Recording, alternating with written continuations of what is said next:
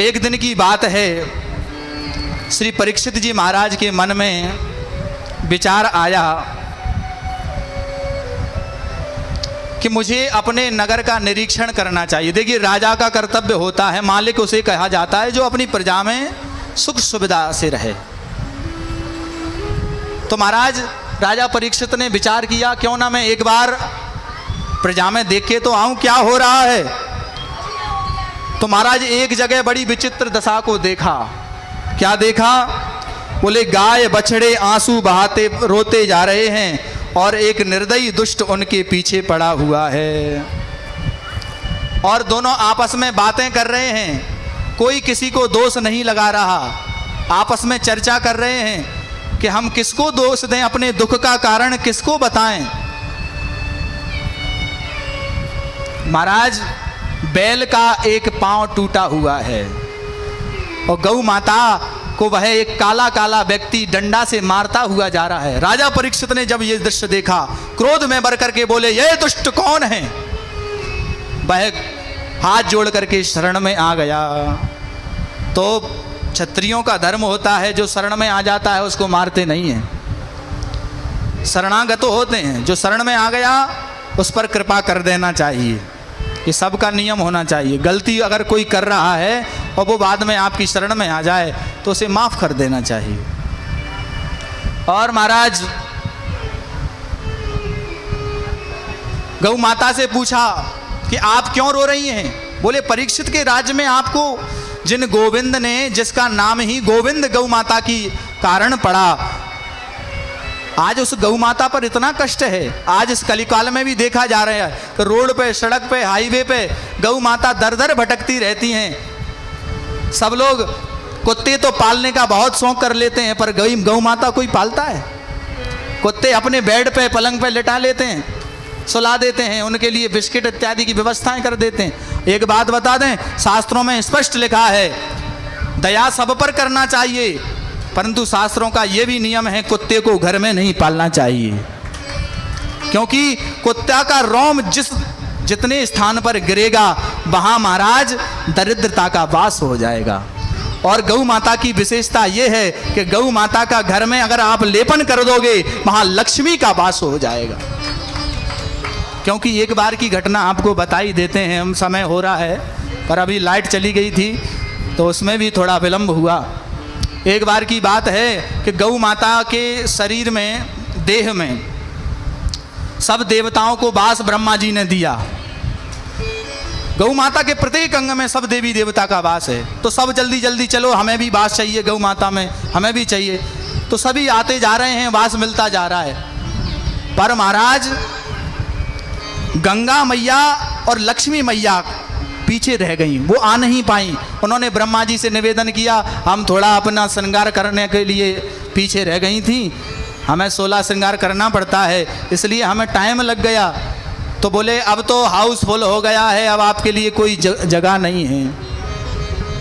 उन्होंने निवेदन किया, नहीं कोई तो जगह होगी। तब ब्रह्मा जी ने कहा, एक दो जगह शेष हैं। बोली क्या? बोले गऊ का मूत्र और गऊ का गोबर। बोले लक्ष्मी जी आप तो गऊ के गोबर में निवास करो और गंगा मैया आप गऊ के मूत्र में निवास करिए। इसलिए पंचगव्य बनाया जाता है।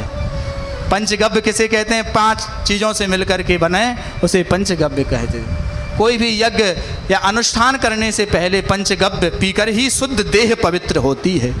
तो जिस गौ माता के पालन से यह देह पवित्र होती है, इस देह में जितनी बीमारियां होती हैं वो क्षण मात्र में खत्म हो जाती हैं। महाराज ऐसी गौ माता का प्रत्येक हिंदू को, प्रत्येक सनातनी को अपने घर में एक एक गाय अवश्य ही पालना चाहिए।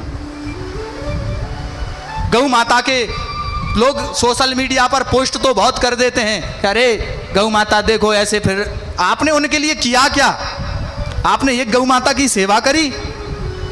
हम नहीं कहते आप घर में भी मत पालो, अरे गौ माता की जहां दुर्दशा हो रही है, जहां गौ माता को काटा जा रहा है, वहां पर शक्ति से बलपूर्वक जाकर के वहां पर रोक लगाइए। ये प्रत्येक सनातनी का कर्तव्य है। और जो सनातनी देख कर भी अनदेखा गौ माता को कर देता है ना, वो गौ हत्या से उसे बड़ा पाप लगता है। प्रेम से बोलिए राधे राधे। अब बातें तो बहुत हैं महाराज, पर उसका पालन करना है, आगे हमें भी कथा कहना है, तो ज़्यादा गहराई में न जाते हुए प्रेम से बोलिए जय सिया राम। आश्वासन दिया कि चिंता मत करो माता, परंतु कलयुग से पूछा तू कैसे आ गया हमारे राज्य में, तुझे किसने शरण दी? बोले महाराज मैं कहाँ जाऊँ, सब जगह आपका ही तो राज्य है। बोले तुझ में तो सारे अवगुण ही अवगुण हैं, तुझ में कोई गुण है क्या? तेरे अंदर एक कोई भी गुण है तो मैं तुझे अपने राज्य में स्थान दे दूंगा। बोले महाराज मुझ में एक बहुत बढ़िया गुण है जो अन्य युग में नहीं था। बोले यत् फलम नास्ति तपसा न योगेन समाधिना तत्फलम लभते सम्यक कलो के सब कीर्तना। बोले जो अन्य युग में जो व्यवस्था नहीं थी, अन्य युग में बड़ी बड़ी तपस्या करने से जो फल प्राप्त होता था, भाई कलयुग में केवल भगवान के नाम से ही प्राप्त हो जाता है। बोलिए कृष्ण नाम महाराज की। तो इसलिए कलयुग को स्थान दे दिया, और कहाँ कहाँ स्थान दिया ये भी आप जान लीजिए। बोले जहाँ जुआ खेला जाता है, जहाँ जुआ खेला जाता है ना, वहाँ कलयुग का वास होता है, जो ताश खेलने के शौकीन होते हैं।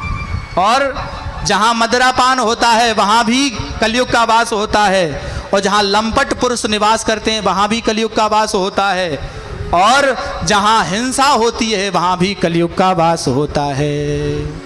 उस प्रत्येक वस्तु में कलयुग का वास होता है जो चोरी डकैती हिंसा से कमाई जाती है। इसलिए कहा तुम ही निवेदित भोजन करई